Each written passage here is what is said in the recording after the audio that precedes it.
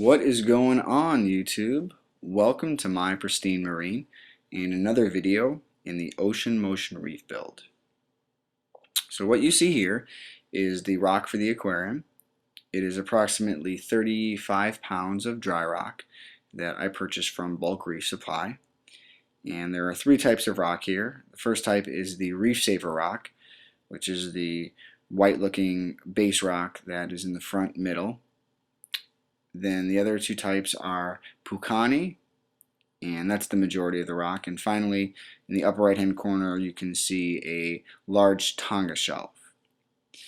So I decided to go with dry rock for this aquarium, mainly because my son's tank started with live rock.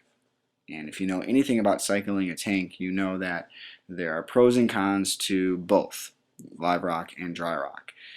In my opinion, the major pro of live rock does not outweigh the cons. So the pro of live rock in my eyes is that it cycles the tank very fast because it has all the beneficial bacteria already on the rock.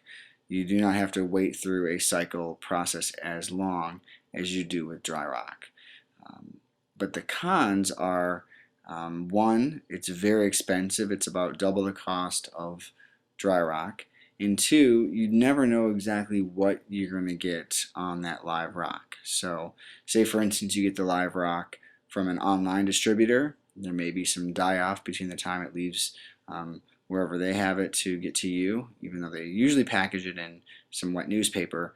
You never know what type of die-off is going to occur and therefore contribute to some type of algae bloom or ammonia spike when you decide to cycle the aquarium. And two, you never know exactly what those pests are going to be on the live rock. So you can have some hitchhikers, as they call them, some crabs, some unwanted aptasia anemone, bristleworms, etc., etc. It's basically starting with, you know that there's some good things and there may be some bad things on the rock, and it's kind of a gamble. So even though it looks really nice, you've got probably a lot of coralline algae growing on the rock. I chose to go with some dry rock. Now, the main downfall of this is it takes a long time to cycle the aquarium. You can do it simultaneously with cycling your tank, or you can cycle this rock separately, like I chose to do, in a separate aquarium or some type of bin with, saltwater, a heater, and some power heads. And some people say it takes anywhere from 3 to 5 weeks. It took about 7 for this particular rock. So what I chose to do is cycle this rock separately, and it basically had a lot of phosphates it leached. Some people say, oh, dry rock does not leach phosphates. Some people say, well, only the Pucani rock leaches some phosphates, but in any event, it leached a lot of phosphates. Actually, it caused the ammonia to spike for about 4 straight weeks before it started to come down. But all in all, I'm happy I went with the dry rock. And before I put in the tank, what I chose to do was some aquascaping. I knew that I wasn't going to be able to aquascape completely, meaning with some epoxy or any type of coral glue to get the rock together. But I decided to play around with the rock so I would know what I was going for, so that when I did start the tank, it would not take as long to mess around with the rocks. I would have a general idea of, the placement of different pieces. So I did some research on aquascaping, and the general consensus I learned was that you want your aquascape to be functional. So this would mean 3 things. 1, it means that you want to have many placement for coral, so different ledges and nooks and crannies to make it look as natural as possible to a real coral reef. 2, you want it to be a safe haven for your fish, so it's including caves and overhangs so that fish feel safe to go in and out of. And 3, you want a limited footprint on the sand bed and on the wall so that detritus doesn't build up. So that's what I went for. So I went out and then I purchased a 35-gallon tub that I just put 20 gallons of salt water, a power head on either side of the bin, and then a heater to get some good flow and obviously to heat the water.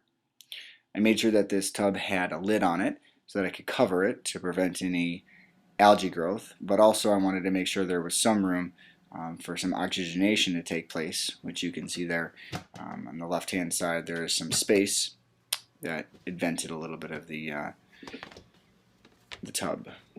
So this rock took 7 weeks to cycle.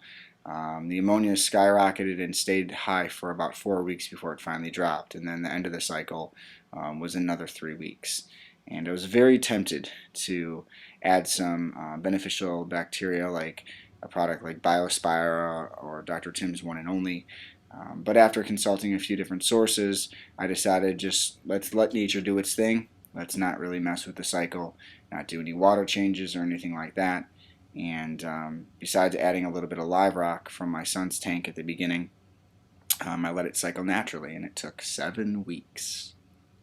Once the cycle was done, and then I started to make salt water. And you see here is all my salt water that's lined up. There's 20 gallons in that brute tub, 5 gallons in each of those buckets, and then again 5 gallons in each of those water jugs. So a total of 50 gallons of water I made up and got ready for the aquarium. And I only let it sit for about 2 days total. I did not want the pH to drop too much in the chemistry of the water, so I try to make it relatively close to when I started the tank. So the longest it sat for was 2 days before I put everything in the aquarium.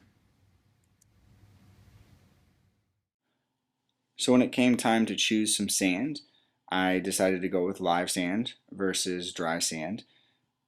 They pretty much cost the same, and most people agree that the live sand does help to cycle a tank a bit faster, although how much faster is really unknown or quite debated. So according to BRS TV, where most of this information comes from, Carib Sea is considered the leader in aquarium substrate technology and research. So I went with this brand again, although I went with Ocean Direct as opposed to the Aragalife. Those are two different types from Carib Sea. And there's a bit of a difference between the two. Aragalife is what I went with my son's tank, and that sand is collected from Carib Sea by pumping sand up from well below the active seafloor to make sure that it's free of unwanted pests and critters and free of algae, and then it's dried and sifted and placed into different grain sizes, which helps remove some of the dust, and then it's packaged in water, and then they add a type of bacteria that they can force into dormancy that when introduced into the proper environment becomes active again. And so this is exactly the environment that you have in an aquarium. So somewhere with food source and heated environment. Now it's important to note that this type of bacteria is not exactly the same as you find in the wild, but it does help to cycle the tank faster. So that's the Aragalife. And then this type that I went with, the Ocean Direct, is truly their most live of their live sand. By that I mean they claim that it has about 1,000 times more bacteria than other live sands. And what they do is, of course, they pump the sand again from the sand bed, but this time they do not sift it, and they don't bag it in water. They just have it damp. And then they put it into a type of plastic bag that allows some gas exchange, some oxygenation to take place, which is good to preserve that beneficial live bacteria. Another thing that's good about the Ocean Direct sand is that it is exactly what it says it is as far as the weight. So 40 pounds, 40-pound bag is 40 pounds of sand, not like the Aragalife where you may have 37 pounds of sand and 3 pounds of water. So that's something to note. And the other thing is that there's a little bit more dust with this type of sand, the Ocean Direct, because again it's not cleaned as much because it's the live of their live sand. So this is what I went with. I went with 60 pounds is what I purchased, but I only ended up using 50 pounds of the live sand. And so the next step was to get the sand in the aquarium.